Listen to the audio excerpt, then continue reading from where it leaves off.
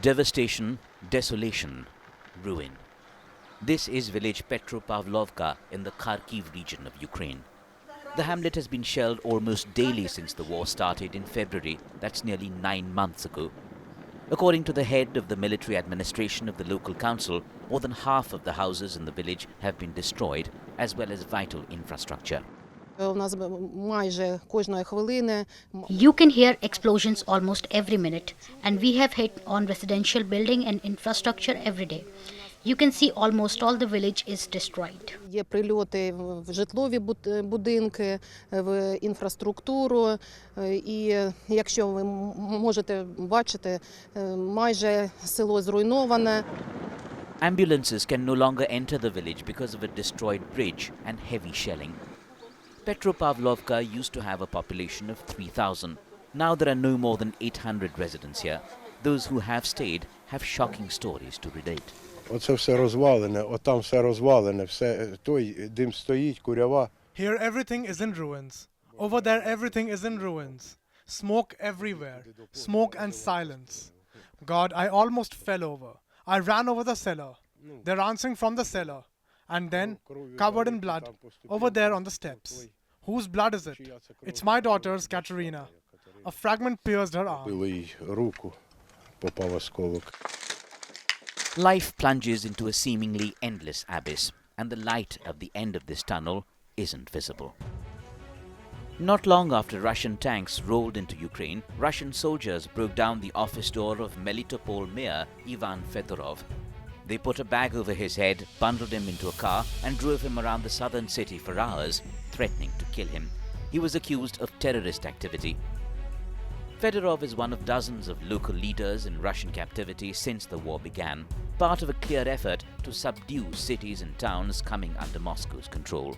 I was first mayor who was kidnapped, but now it's more than 50 mayors kidnapped till now. And of course, hundreds of our citizens now kidnapped, held, tortured, killed. And that's why it's a rather hard situation. As Russian troops seized parts of eastern and southern Ukraine, civilian administrators and others, including nuclear power plant workers, say they've been abducted, threatened, or beaten to force their cooperation. Something that legal and human rights experts say may constitute war crimes. Ukrainian and Western historians say the tactic is used when invading forces are unable to subjugate the population. Decapitating the local leadership and any form of potential civil opposition is an absolutely standard technique for when Russia occupies new territories. Again, it's something that we saw replicated across the whole of Eastern Europe when the Soviet forces moved forward at the end of the Second World War. And now that is happening again in Ukraine. Even amid the horrors they face, some city mayors are lucky to be alive, rescued by Ukrainian forces. Some others have fallen. Yesterday, on the liberated territory of Kyiv region, we learnt of the killing of the mayor. She was unfortunately killed in captivity by the Russians. This is war crime. The guilty will be punished in accordance with international humanitarian law. The body of Olga Sukhenko, who headed the village of Motizin near Kyiv, was found in a mass grave next to those of her husband and son after Russian forces retreated. According to the UN Human Rights Monitoring Mission in Ukraine, 407 forced disappearances and arbitrary arrests of civilians were recorded in areas seized by Russia in the first 6 months of the war.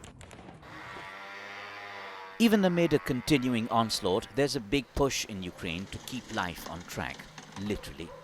A test train successfully traveled between the northeastern Ukrainian city of Kharkiv and Ozinovo on Wednesday after work to repair tracks which were damaged from the ongoing invasion was completed. The passenger train service is to be resumed from Thursday. On Monday, as you know, there was a missile attack. The tracks were damaged. We literally restored them yesterday, and today we came in order to do what was promised by the Ukrainian railways. We did it together with the local authorities, with the local community, and from tomorrow, the train will already run on a permanent basis, provided there are no more strikes. Osinovo was recaptured from Russia in September during a counter-offensive by the Ukrainian army. As towns and villages such as Osinova were being recaptured, workers carried out repairs to train lines and other infrastructure to help residents travel again. The Ukrainian Railways CEO said minibuses would ferry passengers for the remainder of their journey from Osinova to villages and cities such as Kupiansk. Це перший для нас комбінований маршрут. This is the first combined route for us, where we travel 95% by rail, the remaining 5% with the support of local authorities by minibuses. The minibuses are free. Маршрутки безкоштовні. The railway has a very social price. A ticket from Kyiv to Kupiansk will cost 43 hryvnias. It's important to us because it's support for people coming home. Повертаються додому. It turns into a multi-pronged repair challenge amid continuing missile strikes. Power and energy infrastructure on one hand and communication links on the other. Against big odds, work continues to restore damaged train lines, bridges and more.